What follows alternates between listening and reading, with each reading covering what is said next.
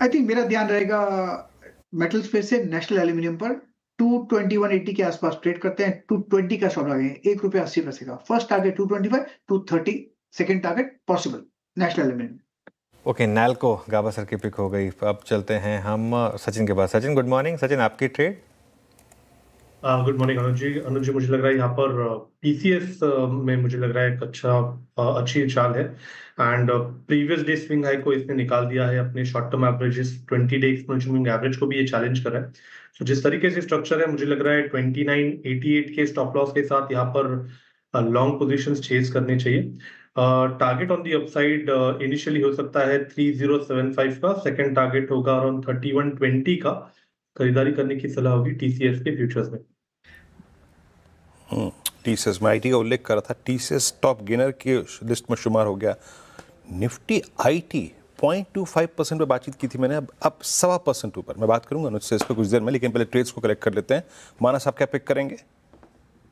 तो देखिए, टाइटन को ही में ही खरीदारी करेंगे, क्योंकि टाइटन ने वापस अपने 20 day, 100 day, 50 day moving average को रिगेन किया है। तो करंट लेवल्स पे टाइटन में खरीदारी करेंगे। 3495, 3495 के स्टॉप लॉस से खरीदारी करनी है और 3650, 3650 के टारगेट सेट करने हैं टाइटन में। चाहे तो 3550 वाला कॉल ऑप्शन जो 75 रुपीज पे ट्रेड हो रहा है, वहां पर आप 49 रुपीज का स्टॉप लॉस लगा लीजिए और 125 रुपए के टारगेट सेट कर लीजिए।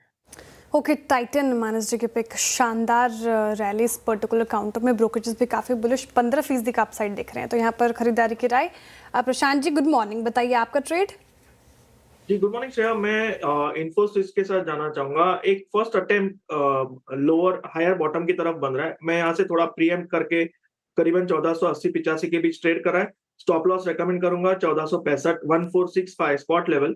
यहाँ से जो टारगेट में देख रहा हूँ करीबन 1525, 1525 और फिर 1545, जहां एक गैप है, मैं वो गैप को रिटेस्ट करने की एक्सपेक्ट कर रहा हूँ। और इसके लिए ट्रेड एक रिस्क रिवॉर्ड के हिसाब से ऑलमोस्ट 1:2-3 के आसपास बैठ रहा है। काफ़ी शानदार मोमेंटम आईटी में बन रहा है। आईटी ने ही लीड किया इनफैक्ट इस रिकवरी को। तो अच्छे मोमेंटम के साथ ट्रेड होता हुआ यहाँ पर। आशीष बहेती जी, आपने क्या पिक किया? जी, एनएमडीसी में खरीदारी की सलाह रहेगी अनुज जी। यहाँ पे मोमेंटम स्ट्रांग बन रहा है और जिस हिसाब से ओवरऑल मेटल में बाइंग इंटरेस्ट देखने मिल रहा है, एनएमडीसी में वापस एक अप मूव स्टार्ट होता हुआ देखने मिल रहा है यहाँ पे। तो जो स्टॉप लॉस इसमें मेंटेन करना है वो 7550 का एसएल मेंटेन करें। ऊपर में जो टारगेट्स इसमें देखने मिल सकते हैं वो 78 और 80 तक का जोन देखने मिल सकता है। ओके, एनएमडीसी 7690 पे आपका बाय कॉल है। और चलते हैं राजेश सतपुरी जी के पास, अभी उनका एक ट्रेड पेंडिंग है। राजेश जी, क्या पिक कर रहे हैं? वीरेंद्र जी, देखिए एसबीआई कार्ड, मुझे लगता है जो पिक कानू जी ने भी दिया, मैं बस उसी को रेफर करना चाहूंगा। मुझे लगता है एक बेहतरीन पिक है। कल इसमें एक प्राइस एंड वॉल्यूम ब्रेकआउट था, आज यहाँ पे इनिशियल मोमेंटम, थोड़ी प्रॉफिट बुकिंग है, लेकिन मुझे लगता है फिर से अपना मोमेंटम गेन करेगा। 911 के आसपास है, 905, 908 इसका एक सपोर्ट जोन है। तो हमारा स्टॉप लॉस होगा 900 का। तो 900 के स्टॉप लॉस के साथ एसबीआई कार्ड बाय करें। इसका जो स्विंग का टारगेट है वो रहेगा करीबन 930 टू 935 का। Okay, SBI card, Rajesh Satpute ji के pick. Ashish Chaturmuta ji, good morning, बताइए आपकी पिक क्या होगी? श्रेया, हाँ, इस थीम पे हम हालांकि काफी समय से चर्चा कर रहे हैं और वो थीम है पूरी ईएमएस की, इलेक्ट्रॉनिक मैन्युफैक्चरिंग सर्विस स्पेस की। जहाँ हालांकि हमें सिरमा हो गया या एम्बर, डिक्सन, केन्स सभी काफी पसंद आते हैं और इनकी अलग अलग समय पे बात भी की। बट आज अगर से इनमें से एक स्टॉक की मैं चर्चा करना चाहूंगा तो वो होगा एम्बर। एम्बर हमें काफी स्ट्रॉन्ग नजर आता है, क्योंकि यहाँ पर पे जिस तरह से कंपोनेंट मैन्युफैक्चरिंग का पूरा इकोसिस्टम एम्बर क्रिएट कर रहा है, प्लस पीसीबीज के अंदर में इसने एंट्री लिया और एसी मैन्युफैक्चरिंग ऑलरेडी ये कर रहा था। तो मुझे लगता है कि बहुत बढ़िया इंडिजनाइजेशन का एक प्ले है। और जिस तरह से गवर्नमेंट का पीएलआई के थ्रू एक बहुत अच्छा सपोर्ट बना हुआ है, मुझे लगता है 35 से 40% की ग्रोथ आने वाले कुछ सालों तक एम्बर एंटरप्राइजेस में देखने को नजर आएगी। और टेक्निकली आप देखेंगे तो बहुत बढ़िया कंसोलिडेशन के बाद स्टॉक ने 9 महीने के कंसोलिडेशन के बाद अब अपने नए ऑल टाइम हाई की ट्रेजेक्टरी में जाने की तैयारी कर रहा है। तो 80 to 100 पे टेक्निकल सपोर्ट काफी स्ट्रांग है और ये सपोर्ट होल्ड करता है तो मैं मानता हूँ 9000 तक की अपसाइड एम्बर एंटरप्राइजेस के स्टॉक में देखने को नजर आ सकती है। ओके, चलिए, तो एम्बर यहाँ पर थोड़े से आपकी राय होगी खरीदारी की। मीनवाइल निफ्टी लेकर आइए एक बार जरा। अब आप 25,175 पर और आज का लो रहा 25,078। तो ठीक है, एकदम कल के लो से ही घूमे हम, बिल्कुल एग्जैक्टली डॉट वहीं से घूमे। और कल का लो था 25,076। तो 2 पॉइंट सही लेकिन आपने हायर लो बनाया और उसके बाद मार्केट घूम गया अपने आप। अब आपको सिस्टम में एक स्टॉप लॉस मिल गया है, कल का लो और आज का लो दोनों सेम हो गया, ऑलमोस्ट करीब वहीं, और अच्छी खासी बाइंग मार्केट में इस समय। आशीष चतुर्मोदा, आप जी आपका टाइटन पर क्या व्यू होगा? अब टाइटन आज जिस तरीके से रिएक्ट कर रहा है 200 मूविंग एवरेज से एक अच्छा मूव यहाँ पर, हालांकि जहाँ खुला मोरलेस वहीं पर है, लेकिन क्या व्यू होगा अब स्टॉक पर? बिल्कुल, तो देखिए अनुज, हम जानते कि ये स्टॉक पिछले करीब 1 डेढ़ साल से एक अंडर परफॉर्मेंस बनाए रखा था, और हमने देखा पूरा जो ज्वेलरी सेगमेंट है वो कहीं ना कहीं एक स्ट्रेस में था, क्योंकि गोल्ड प्राइसेस काफ़ी सिग्निफिकेंटली बढ़े थे और जिसके चलते ज्वेलरी डिमांड में एक नरमी हमें देखने को नजर आई थी।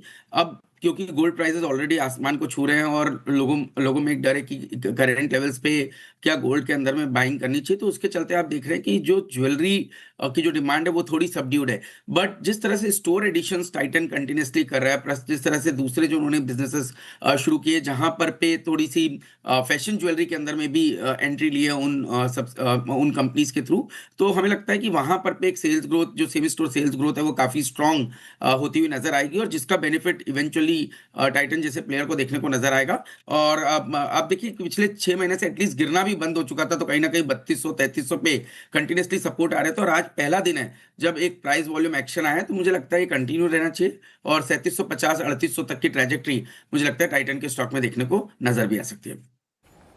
ओके, टाइटन 35-45 पे आपका ये व्यू। अच्छा, एक बार आप लिखाइए इसके बाद L&T, एक और बड़ा कंट्रीब्यूटर लेके आता हूँ आपकी स्क्रीन पे। सचिन, आपको याद होगा, मतलब उस दिन जब वो बेंगलोर प्रोजेक्ट से संबंधित खबर आई थी, उसके बाद इसमें एक रिएक्शन था, सिंगल हैंडेडली इसने 3800 की ट्रैजेक्टरी को छुआ, मेरे ख्याल से 3790 उस दिन का हाई था। हालांकि वो ट्रांसलेट नहीं हो पाया बड़े एक ब्रेकआउट में, लेकिन अब धीरे धीरे इस इन्वर्टेड फ्लैग की सारी प्रॉपर्टीज़ को पूरा करता हुआ 3750 L&T पे आपका व्यू क्या है इस वक्त? ये सीरीज का कमेंसमेंट है, नई सीरीज है, इस जोन को बाइसेक्ट करता हुआ आपका टेक इस पे?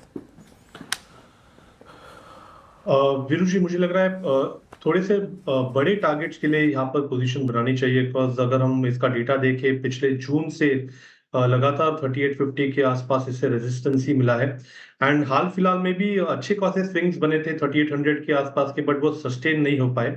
इर्रिस्पेक्टिव ऑफ दैट, जिस तरीके से इसके वीकली एडीएक्स की पोजीशनिंग है, जिस तरीके से या जिस कॉन्फिडेंस से डेली एडीएक्स 25 लेवल के ऊपर ट्रेंड हो रहा है, मुझे लग रहा है जल्दी ये पर्टिकुलर काउंटर 3850 के हर्डल को भी पार कर देगा।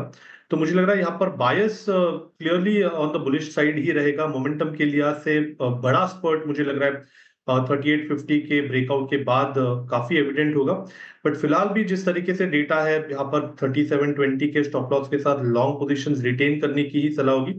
रिव्यू जोन मेरे लिए 3850 के ब्रेकआउट लेवल के आसपास ही है, तो उसके बाद मुझे लग रहा है काफी बड़ी डायरेक्शनल मोमेंटम प्ले इस पर्टिकुलर स्टॉक में अनफोल्ड होनी चाहिए।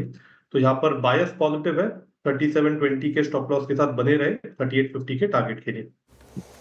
ओके, L&T निचले स्रोत से अच्छी रिकवरी, डेज हाई के आसपास कर रहा है, 0.5% आप फिलहाल सचिन जी की इस पर एक व्यू। और जिस तरीके से IT मूव कर रहा है, एक बार IT रखे स्क्रीन पर, 1.5% अप सेशन में, और कल का भी सत्र देखा सर हमने, फ्लैट थे लेकिन मिड कैप ITs में अच्छी खासी बाइंग, उससे पहले जो 2-3 सत्र से IT चल रहा है। और कल भी मैं सवाल उठा रही थी कि क्या मान लिया जाए कि IT के बुरे दिन खत्म हो गए हैं जिस तरीके से बाइंग लौट रही है? अच्छा, एक चीज़ है वैसे, आज देखिए नैस्डैक इतना गिरा उसके बाद भी IT चल रहा है। आई थिंक ये बुल मार्केट का एक ट्रेड है, ट्रेंड का एक ट्रेड है कि आप परसों बहुत बड़ी रैली हुई थी, कल छोटा सा कंसोलिडेशन हुआ, आज फिर चल रहा है। मेरे ख्याल से बिल्कुल सही पकड़ा आपने। I think mid cap IT देखिए, आई थिंक मेरी नज़र कुफोज पर जा रही थी। आई थिंक आज थोड़ा सा मिड कैप IT कुछ धमाल करने के मूड में है, और ये आज मार्केट को एक और सहारा मिल गया। और एक देखिए बात, अब हम 25,167 पर, अब मार्केट ने बहुत ब्यूटीफुल आपको एंट्री जोन दिया, भले ही निफ्टी की वजह से, निफ्टी IT की वजह से हुआ। हम एक्सपेक्ट कर रहे थे कि बैंक निफ्टी की वजह से होगा, लेकिन निफ्टी IT की वजह से हो गया। ठीक है, मार्केट के अपने अपने फंडे होते हैं, लेकिन शानदार मजबूत है बिल्कुल IT में। आई थिंक आप अगले 1-1.5 घंटे के लिए तो यहाँ पर मिड कैप IT में ट्रेड्स खोज सकते हैं। आई एम श्योर हमारे गेस्ट के पास भी होंगे, अगर आप उनसे पूछना चाहें तो IT में काफ़ी ट्रेड्स होंगे इस समय। बिल्कुल। आशीष चतुर्मोदा जी, मिड कैप IT से कौन सा स्टॉक आपको अच्छा लग रहा है? लार्ज कैप IT से इन्फी प्रशांत जी ने सुझाया, सचिन जी ने TCS सुझाया, मिड कैप ITs में भी अच्छी खासी रौनक, कौन सा स्टॉक आपको अच्छा लगता है?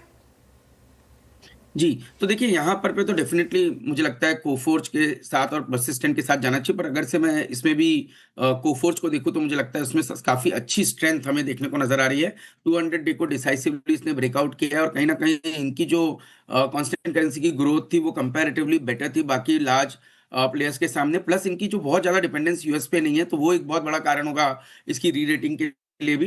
तो मुझे लगता है कि कोफोर्ज के अंदर में 1850 तक की अपसाइड यहाँ पर भी देखने को नज़र भी आ सकती है और मैं समझता हूँ नीचे में 1690 1680 पे एक अच्छा सपोर्ट है, तो रिस्क रिवॉर्ड काफ़ी फेवरेबल कोफोर्ज में नज़र आता है।